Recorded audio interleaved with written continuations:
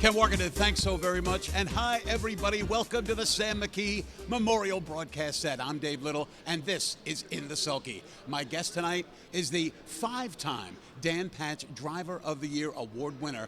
We're joined by Dexter Dunn. Dex, thanks so much for taking a couple of minutes out of your very busy schedule. My pleasure, Dave. Thanks for having me on here.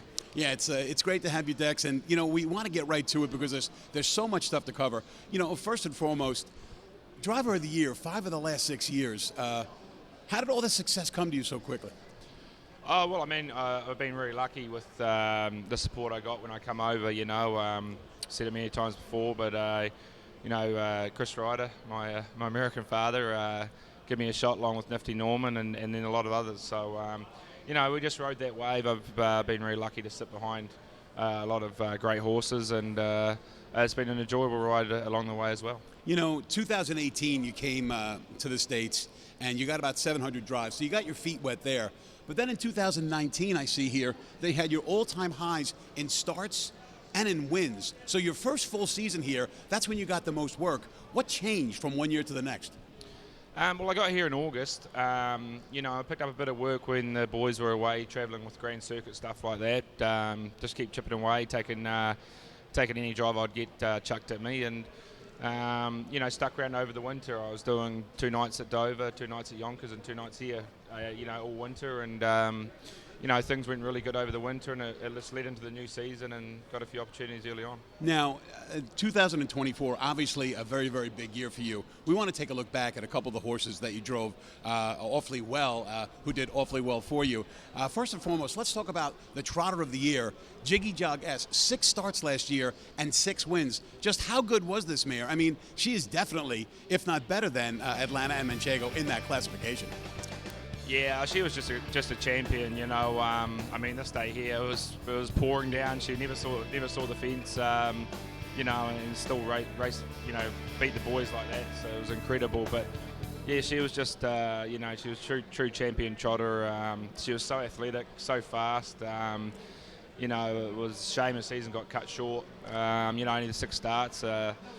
You know, we might have been heading off to Sweden here in a couple of weeks with her. I think was the plan, was on the radar. So, but at the same time, it was such a privilege to be involved with her and be able to sit behind her for a few years, and you know, really lucky there. So I was really lucky. I had you know, Manchego as a champion mare trotter, and then I had Bella Bellini, champion mare trotter, and then Jiggy Jo come along as one after the other. So extremely lucky to sit behind those 3 great trotting mares. You're not going to tell us who was the best of the 3, are you?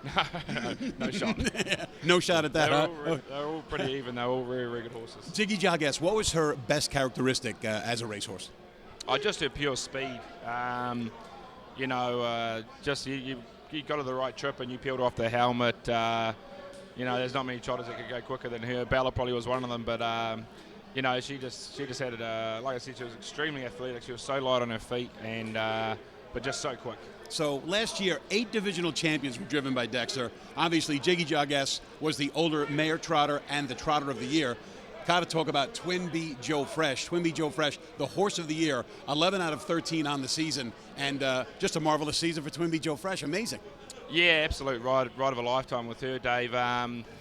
You know, she's been good from day one, and you know, she really stepped her game up last year. She got so much stronger at the end of the miles. You know, I didn't have to protect her as much as like she was when she was 3. She could do whatever you wanted to do, and just an incredible year by her. And yeah, no, it's like I said, it's been a great ride with her. Was she at her best in the race that we just saw, the FanDuel, at the end of the season? I think she was at her best all year. She didn't really put a foot wrong all year. You know, Chris and Pete and Barb and the team did an amazing job at managing her throughout the year, and you know, even last run of the season, she still looked in great condition. She's a big girl, so you know, she handled it very well. Now, we know about Dexter Dunn, the driver, but this is also Dexter Dunn, the owner. How did you come to own a piece of Twimb Joe Fresh? Yeah, well, I just you know, buy a horse with CJ every year, and I got no credit for it at all. He does all the picking, and I just put the money up. But this year with her was the one he picked, so yeah, all credit to Chris for picking her out and finding her, and he's been really good at that over a long number of years at finding good horses for not a lot of money. So Yeah, that was just the one. I mean, I'm so lucky. I buy one horse a year, Dave. You know how hard it is to, you know, I had plenty of slow ones back in New Zealand and over here before her. But like I said, it's been an absolute ride of a lifetime with her. You know, and whatever we get with her now, I think it's a bonus, I think. That was 2024. Now, Dex, you've been dominant in the Breeders' Crown and on full Final Four FanDuel Championships night, but 2 major events have eluded you thus far. However, it looks like this year you have a shot, a big shot, in both the Medallands Pace and the Hamiltonian. What about possibly winning one or both of those races? Well, I've had my chances before, Dave. Yeah, they're not easy races to win. That's for sure. But yeah, you know, always trying to win those races. It's the pinnacle of the sport, isn't it? So we've, like you said, got some nice ones coming along this year to have a crack at it. Let's talk a little bit about Captain Optimistic, currently number 2 in my Road to the Medallands Pace top 10.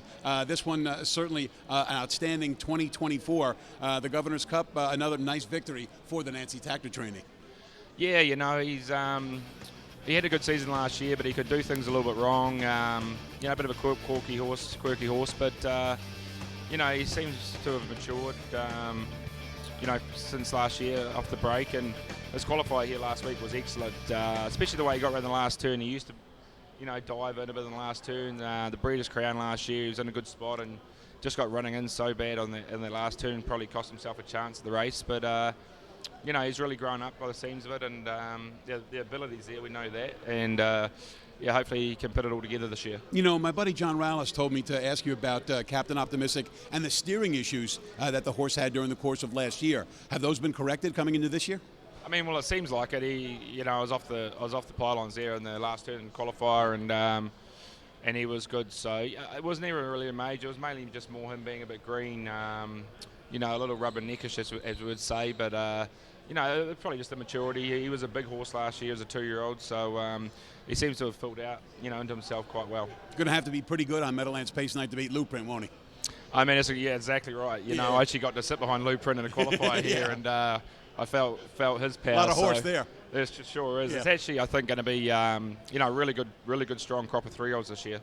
Let's touch base on your Hamiltonian hopeful, who right now, if we had betting, would probably be a 3-5 favorite. Of course, we talk about Maryland, who was the leading money-earning horse in the entire sport last year, the first 2-year-old trotting colt to lead in money in 70 years. What an exceptional season. I didn't know that. You didn't know that, right? I didn't know that. No, yeah, no. That's what I'm here for, you, Dex. Yeah, exactly. Yeah, he had an amazing year.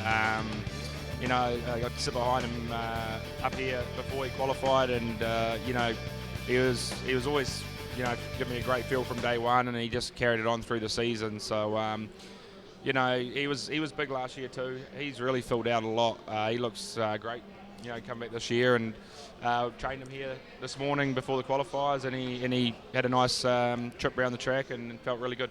He finished the year with wins in the William Wellwood, the Peter Houghton, the Mohawk Million, the Breeders' Crown, and the Kindergarten. What changed in him the night of the William Wellwood that made him so special? Well, I think he always was special. You know, he was he made a break here. It was probably my own fault early on in the year, coming off the last turn, and you know, he just sort of had to put it together. He always had the speed and the ability and the strength, but you know, 2-year-old trotters, you know, it takes a little bit to get them. You know, race speed's always different than training or qualifying speed. So just to get him handling the turns good and that, but. You know, he really did step up his game, and he really got better as the season went on. And I suspect lots of high hopes for him this year. So far, so good?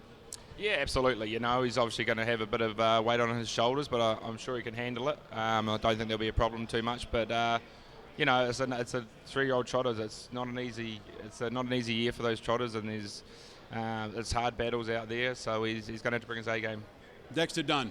We want to thank you very much for spending a few minutes with us, looking back at your outstanding 2024 and what you hope will be another big year in 2025. We wish you lots and lots of good luck this year. Good man, Dave. Thank you very much. Dexter Dunn, thanks so much for joining me on In the Sulky. Now, it's time for Dexter to get to work. We're going to take a 60-second break, and when we return, Jess Houghton is going to jump in that seat. We'll talk about this morning's qualifiers and also go over tonight's featured action.